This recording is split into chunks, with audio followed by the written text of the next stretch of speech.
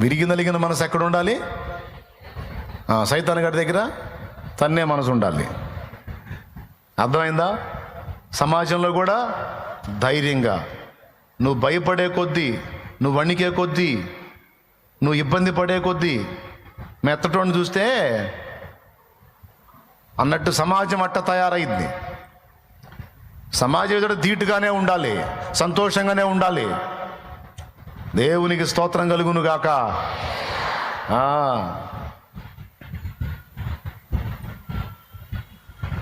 లేకపోతే సమాజం ఆడుకుంటుంది నిన్ను, సైతాను ఆడుకుంటాడు నిన్ను. నువ్వు లొంగావంటే వాళ్ళు అన్న మాట, కొంతమంది నన్ను అంటున్నారు అని వచ్చి సోది చెబుతూ ఉంటారు నాకు. నేను అంటాను, ఇంకా అంటారు, పో నీ బతుకంత అంటానే ఉంటారు. అదేందన్నయ్య? మరి ఒకసారి అన్నప్పుడు దొరికావుగా, బెండ్ అయ్యావుగా, దిగులు స్టార్ట్ అయిందిగా, నీ ముఖం మాడిపోయింది.